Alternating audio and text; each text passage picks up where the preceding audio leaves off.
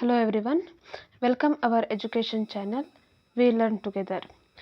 ಈ ಒಂದು ವಿಡಿಯೋದಲ್ಲಿ 7ನೇ ತರಗತಿಯ ಏನು ಅಂಟಾರ್ಟಿಕಾ ಖಂಡ ಹೇಳುವಂಥ ಒಂದು ಲೆಸನ್ ಇದೆ. ಆ ಲೆಸನ್ನ ಕ್ವಶನ್ ಆನ್ಸರ್ಗಳನ್ನು ಪಾಠದ ಕೊನೆಯಲ್ಲಿ ಕೊಟ್ಟಿರುವಂತಹ ಬಿಟ್ಟ ಸ್ಥಳ ಆಗಿರ್ಬೋದು ಅಥವಾ 2-3 ವಾಕ್ಯಗಳಾಗಿರಬಹುದು, ಅಂಟಾರ್ಟಿಕಾ ಖಂಡದಲ್ಲಿರುವಂತಹ ಈ ಒಂದಿಷ್ಟು ಕ್ವಶನ್ಗಳು, ಹಾಗೆ ಇನ್ನು ಉಳಿದಂತೆ ಬೇರೆ ಬೇರೆ ಲೆಸನ್ಗಳಿಂದ ಮುಂದೆ ಬರುವಂತಹ ಬೇರೆ ಬೇರೆ ಲೆಸನ್ಗಳ ಕ್ವಶನ್ ಆನ್ಸರ್ಗಳ ಸೀರೀಸ್ಗಳನ್ನು ಈ ವಿಡಿಯೋಗಳಲ್ಲಿ ನಾವು ಮಾಡ್ತಾ ಹೋಗ್ತೇವೆ.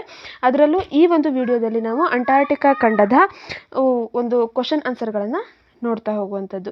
ವಿಡಿಯೋವನ್ನು ಸ್ಟಾರ್ಟ್ ಮಾಡ್ತಾ ಹೋಗೋಣ. ಅದಕ್ಕೂ ಮೊದಲು ನೀವಿನ್ನು ನಮ್ಮ ಎಜುಕೇಷನ್ ಚಾನಲ್ಗೆ ಮೊದಲ ಯೂಸರ್ ಆಗಿದ್ದರೆ ಅಥವಾ ನಮ್ಮ ಎಜುಕೇಷನ್ ಚಾನಲನ್ನು ಈ ಫಸ್ಟ್ ಟೈಮ್ ವಿಸಿಟ್ ಮಾಡ್ತಾ ಇದ್ದರೆ ದಯವಿಟ್ಟು ನಮ್ಮ ಚಾನಲನ್ನು ಸಬ್ಸ್ಕ್ರೈಬ್ ಆಗಿ ಹಾಗೆ ಬೆಲ್ ಬಟನ್ ಒತ್ತೋ ಮೂಲಕ ನಮಗೆ ನೋಟಿಫೈ ಆಗಿರಿ. ಫಸ್ಟ್ ಇದರಲ್ಲಿರುವಂತಹ ಕ್ವಶನ್ಗಳು ಈ ರೀತಿಯಾಗಿದೆ. ಪಾಠದ ಕೊನೆಯಲ್ಲಿರುವಂತಹ ಬಿಟ್ಟ ಸ್ಥಳ 4 ಪ್ರಶ್ನೆ, ಹಾಗೆ 2-3 ವಾಕ್ಯಗಳಲ್ಲಿ ಉತ್ತರಿಸಿ ಹೇಳುವಂಥದ್ದು 5 ಪ್ರಶ್ನೆಗಳು ಇರುವಂಥದ್ದು. ಅದರಲ್ಲಿ ಈಗ ಅಂಟಾರ್ಟಿಕಾ ಖಂಡ ಅಭ್ಯಾಸಗಳು, ಖಾಲಿ ಬಿಟ್ಟ ಪದಗಳನ್ನು ಬಿಟ್ಟ ಸ್ಥಳಗಳನ್ನ ಸೂಕ್ತ ಪದಗಳಿಂದ ಭರ್ತಿ ಮಾಡಿ. ಅದರಲ್ಲಿ ಮೊದಲನೇ ಕ್ವಶನ್ ಇದೆ, ಅಂಟಾರ್ಟಿಕಾ ಖಂಡಕ್ಕೆ ಸಮೀಪ ಇರುವ ಸಮೀಪದ ಭೂಭಾಗ ಯಾವುದು? ದಕ್ಷಿಣ ಅಮೆರಿಕಾದ ಕೇಪ್ ಹಾರ್ನ್ ಹೇಳುವಂಥ, ಲ್ಯಾಟಿನ್ ಅಮೆರಿಕಾದ ಕೇಪ್ ಹಾರ್ನ್ ಹೇಳುವಂಥ ಪ್ರದೇಶ ಅಂಟಾರ್ಟಿಕಾ ಖಂಡಕ್ಕೆ ಸಮೀಪದಲ್ಲಿರುವಂಥದ್ದು. ನೆಕ್ಸ್ಟ್, ಅಂಟಾರ್ಟಿಕಾ ಖಂಡವನ್ನು ಶೋಧನೆ ಮಾಡಿದವರು ಯಾರು? ಫಸ್ಟ್ ಅದನ್ನು ಕಂಡು ಹಿಡಿದಂಥವ್ರು ಯಾರು? ಚಾರ್ಲ್ಸ್ ವಿಲ್ಸ್ ಅನ್ನುವಂಥವರು ಅಂಟಾರ್ಟಿಕಾ ಖಂಡವನ್ನು ಶೋಧನೆ ಮಾಡ್ತಾರೆ. ಹಾಗೆ ನೆಕ್ಸ್ಟ್, ದಕ್ಷಿಣ ಕಾಂತಧ್ರುವ ಕಂಡು ಹಿಡಿದವರು ಯಾರು? ದಕ್ಷಿಣ ಕಾಂತಧ್ರುವ ತಲುಪಿದವರು ಯಾರು ಅನ್ನೋದು ಬೇರೆ ಇದೆ, ಕಂಡು ಹಿಡಿದವರು ಯಾರು ಅನ್ನೋದು ಬೇರೆ ಇದೆ.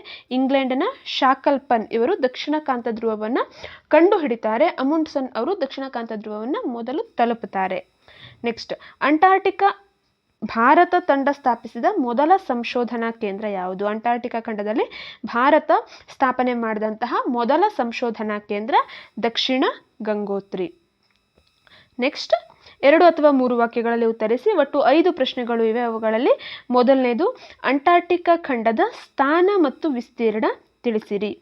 ಅಂಟಾರ್ಟಿಕಾ ಖಂಡದ ಸ್ಥಾನ ಮತ್ತು ವಿಸ್ತೀರ್ಣ ಅಂದರೆ ಅಂಟಾರ್ಟಿಕಾ ವೃತ್ತ ಅಥವಾ 66 ಡಿಗ್ರಿ 30 ನಿಮಿಷ ದಕ್ಷಿಣ ಅಕ್ಷಾಂಶದಲ್ಲಿ ಹರಡಿಕೊಂಡಿದೆ.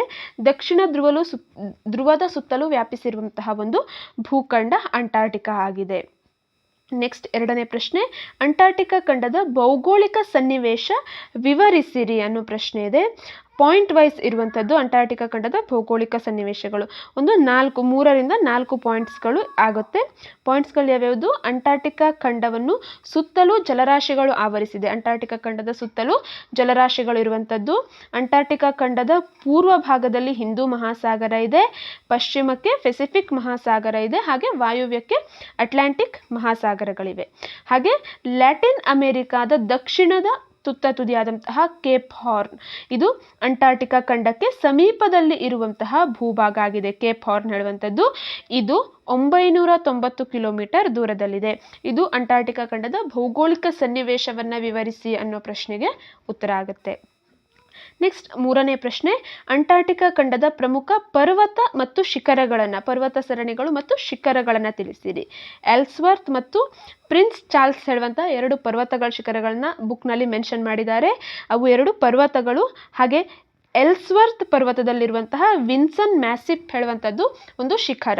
ಇದು ಅಂಟಾರ್ಟಿಕಾ ಖಂಡದಲ್ಲೇ ಅತಿ ಎತ್ತರವಾಗಿ ಇರುವಂತಹ ಶಿಖರ ಆಗಿದೆ. ನೆಕ್ಸ್ಟ್, 4ನೇ ಪ್ರಶ್ನೆ ಇರುವಂಥದ್ದು, ಅಂಟಾರ್ಟಿಕಾ ಖಂಡದ ಸಸ್ಯ ಮತ್ತು ಪ್ರಾಣಿಗಳನ್ನು ಹೆಸರಿಸಿ ಅಂತ ಪ್ರಶ್ನೆಯನ್ನು ಕೊಟ್ಟಿದ್ದಾರೆ. ಮೊದಲು ಸಸ್ಯಗಳು, ಪಾಚಿ, ಶಿಲಾವಲ್ಕ ಮತ್ತು ಹಾವಸೆಗಳು. ಸಂಪೂರ್ಣವಾಗಿ ಹಿಮದಿಂದ ಆವೃತವಾಗಿರುವಂತಹ ಪ್ರದೇಶ ಆಗಿರೋದ್ರಿಂದ ಅಂತಹ ದೊಡ್ಡ ದೊಡ್ಡ ಮರಗಳಾಗಿರ್ಬೋದು, ಸಸಿಗಳು ಅಲ್ಲಿ ಕಾಣಲಿಕ್ಕೆ ಸಿಗೋದಿಲ್ಲ. ಅಂಟಾರ್ಟಿಕಾ ಖಂಡದಲ್ಲಿ ಪಾಚಿ, ಶಿಲಾವಲ್ಕ ಮತ್ತು ಹಾವಸೆಗಳು ಕಾಣುತ್ತೆ. ನೆಕ್ಸ್ಟ್, ಪ್ರಾಣಿಗಳು ಅಂತಂದರೆ ಅಲ್ಲಿ ಬರುವಂಥದ್ದು ಪೆಂಗ್ವಿನ್, ತಿಮಿಂಗಿಲ, ಸೀಲ್, ಕ್ರಿಲ್ ಹೇಳುವಂಥ ಒಂದು ಮೀನು ಹಾಗೂ ವಿವಿಧ ಬಗೆಯ ಪಕ್ಷಿಗಳು ಅಲ್ಲಿನ ಪ್ರಾಣಿಗಳಾಗಿವೆ. ಹಾಗೆ ಲಾಸ್ಟ್ 5ನೇ ಪ್ರಶ್ನೆಯನ್ನು ಕೊಟ್ಟಿದ್ದಾರೆ, ಅಂಟಾರ್ಟಿಕಾದಲ್ಲಿ ಭಾರತದ ಸಂಶೋಧನಾ ಕೇಂದ್ರಗಳು ಯಾವ್ಯಾವುದು?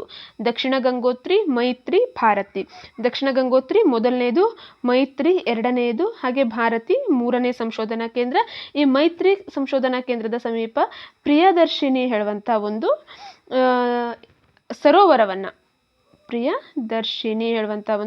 ಸರೋವರವನ್ನು ಮಾಡಿದ್ದಾರೆ. ಅದು ಏನಾಗಿದೆ, ಆ ಸರೋವರ ಸಿಹಿ ನೀರಿನ ಸರೋವರ ಇರುವಂಥದ್ದು.